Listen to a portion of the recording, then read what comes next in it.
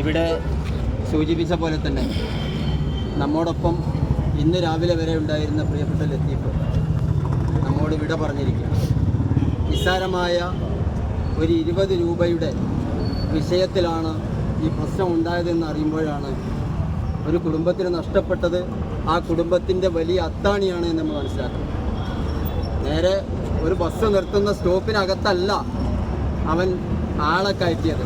ആരുമില്ലാത്ത ഒരു സ്ഥലത്ത് ഓട്ടോറിക്ഷയ്ക്ക് കൈ കാണിച്ച ഓട്ടോറിക്ഷയിലേക്ക് ആളെ കയറ്റുമ്പോൾ ഇവർ തടുക്കുകയും അവനെ അകാരണമായി മർദ്ദിക്കുകയും അത് മരണത്തിൽ കലാശിക്കുകയും ചെയ്താണ് നമ്മൾ കണ്ടത്. നിസ്സാരമായി 20 രൂപയ്ക്ക് വേണ്ടി ഒരു ജീവൻ ബലിയർപ്പിക്കപ്പെടുമ്പോൾ പ്രിയപ്പെട്ട നമ്മുടെ സഹോദരങ്ങൾ മനസ്സിലാക്കേണ്ടത് ഇത്തരത്തിലുള്ള അനീതിക്കെതിരെ നമ്മൾ ഓട്ടോറിക്ഷ ഡ്രൈവർമാർ എന്ന രീതിയിലല്ല, നാട്ടുകാർ എന്ന രീതിയിൽ തന്നെ നമ്മൾ അതിനെതിരെ പ്രതികരിക്കും. നാളെ ഇപ്പോൾ നിങ്ങൾ തിരൂരുണ്ടായത് നമ്മൾ ശ്രദ്ധിച്ചതാണ്. സ്വന്തം ഭാര്യയാണ് അദ്ദേഹം ഓട്ടോറിക്ഷയിൽ കയറ്റിയതെന്നാണ് പറയുന്നത്. സ്വന്തം ഭാര്യയെ ഓട്ടോറിക്ഷയിൽ കയറ്റുന്നതിന് വേണ്ടി നിർത്തിയപ്പോഴാണ് അവിടെ ബസ് ഡ്രൈവർമാർ പ്രശ്നമുണ്ടാക്കുകയും അവനെ ആക്രമിക്കുകയും ചെയ്തത്. ആ അക്രമത്തിനെതിരാണ് അവിടുത്തെ ഓട്ടോറിക്ഷ ഡ്രൈവർമാർ ആ ബസ് തടയുകയും ചെയ്തത് എന്നാണ് അറിയപ്പെടുന്നത്.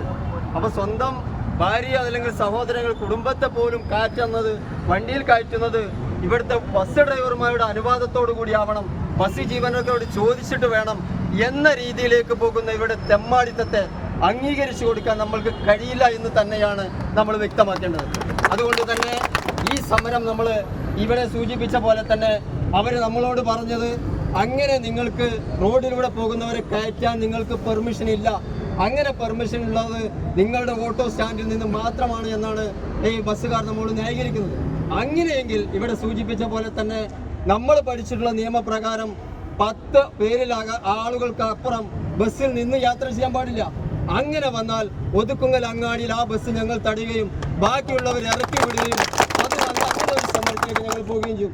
അതുപോലെ തന്നെ കോട്ടക്കൽ ടൗണിൽ റോഡ് ബ്ലോക്കായി എന്നറിയുന്നതിന് മുമ്പ് കുഴിപ്പുറത്തിലൂടെ ചെറിയ റൂട്ടിലൂടെ ബസ് കയറിപ്പോകുന്ന ഒരവസ്ഥയുണ്ട്.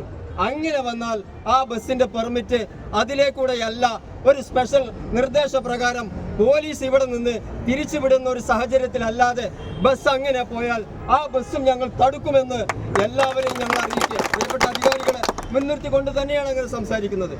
അങ്ങനെ വന്നാൽ പോലീസിന്റെ റൂട്ടിൽ അവരെ തിരിച്ചുവിട്ടാൽ അത് ട്രാഫിക്കിന്റെ ഭാഗമാണെന്ന് ഞങ്ങൾക്കറിയാം.